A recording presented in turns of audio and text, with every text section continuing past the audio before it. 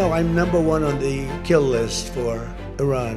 ইরাকের নাজাফ ও কারবালায় ব্যাপক জনসমাগমের মধ্য দিয়ে মরদেহবাহী শোভাযাত্রার পর মাশহাদ শহরে আয়াতুল্লাহ আলী খামেনিকে দাফন করা হয়। মাশহাদে খামেনির শেষ বিদায়ের আগে উপস্থিত জনতার অনেকেই সর্বোচ্চ নেতার রক্তের কসম, ট্রাম্প তোমাকে আমরা মারবই বলে চিৎকার করতে শোনা যায়। অনেক নারীকেই দেখা যায় ট্রাম্পকে মারো বলে স্লোগান দিতে। অনেককেই এই কথা লেখা প্লাকার্ড হাতেও দেখা যায়।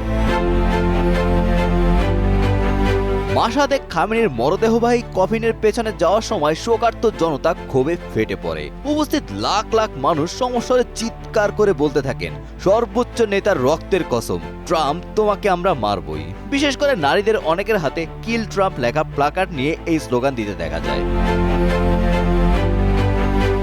তেহরানে খামেনির জানাজা ও শোক মিছিলের সময় এক ব্রিজের উপর ঝোলানো ডোনাল্ড ট্রাম্পের এক বিশাল বিলবোর্ডকে লক্ষ্য করে পাথর ছুঁড়ে মারে উত্তেজিত জনতা। সেই সাথে ভবনে ভবনে বিলবোর্ড প্লাকার্ডেও এমন বার্তা দিতে দেখা যায় ইরানিদের।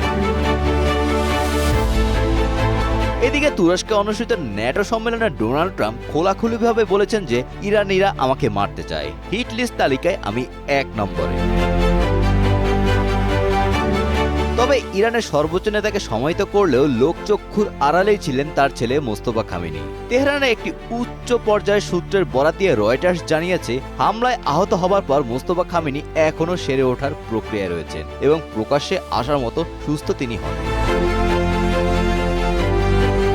Golam Rabbani, Times today.